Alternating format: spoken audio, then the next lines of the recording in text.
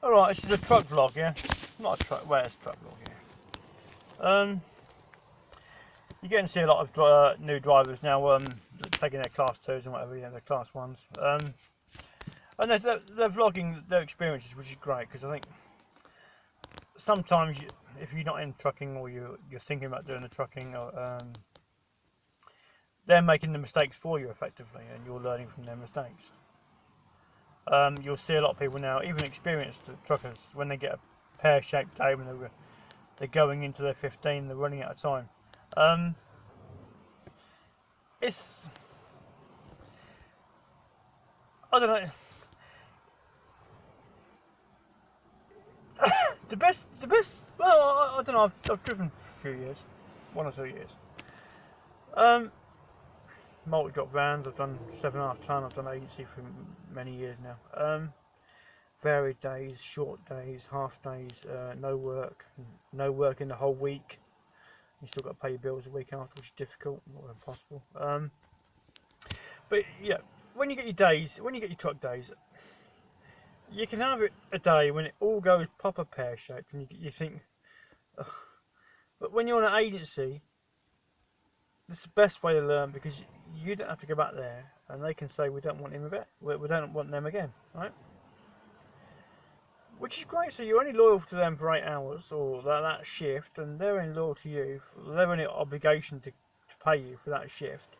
And tomorrow's a different day, right? But it's important to not let. Let's just say you got a pear-shaped day. You got a 15-hour day pear-shaped on the first day of the week on a Monday, driving. You got to let that go. Unless you let that pear-shaped day go from the beginning of the week, your week can soon go pear-shaped. You have to think that tomorrow's a different day, and that you had a bad pear-shaped day on a Monday, and it all went. You probably failed collections, you brought deliveries back, and all sorts, right? It all whatever, yeah. Or you could have had a puncture or whatever it is. Yeah, anything could have gone. Yeah. Everything could have gone wrong on Monday, but on the Tuesday you have to wake up, yeah, go to work, or if you try and start again and forget Monday even happened. Because if you don't, it will drag it. It'll bring you down. It'll ruin your week. Because you'll be thinking about Monday all through the week. You've got to just forget Monday, that you had a pear-shaped day Monday, and you think it's just a normal day, yeah. And then you've almost got to ignore it, and almost not care. And it's only when you start not caring how bad your day went that you start getting better days. Because you don't let the previous day affect your current day. Because you're not because the more time you spend on say like on a Tuesday, say you had a pear-shaped Monday. If you let it linger on, you're going to spend half a Tuesday thinking about Monday, and while you're thinking about Monday, you're not thinking about your current deliveries, your current time, or customer closing or whatever, yeah, and your current time schedule, and all that is what you should be thinking about on your Tuesday. Not thinking about where you could. Well, yes, you got to think about where could you do something better on Monday, but not during your day Tuesday. During your day Tuesday, you got to think about your day Tuesday. And then you get a better week that way by forgetting about your pear-shaped Monday. And then you get a better Tuesday, a better Wednesday, a better Thursday, a better Friday. And then by the end of the Friday, you think, oh yeah, it was a bit pear-shaped Monday, but it got better during the week.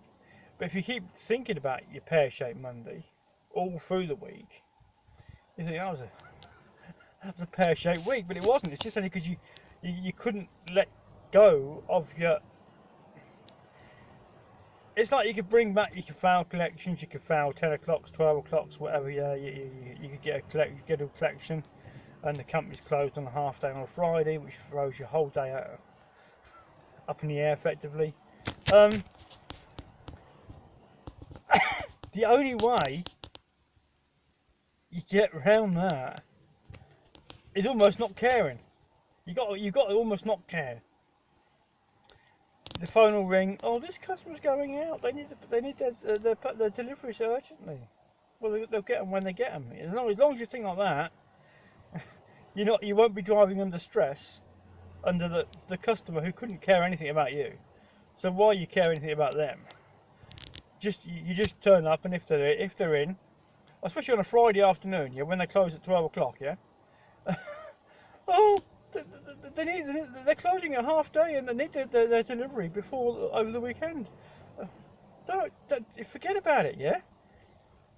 When you get there, they will either have gone home, which means it wasn't that important to them, or they're desperate for what you've got your delivery, and they'll still be there. One of those things, two things will happen.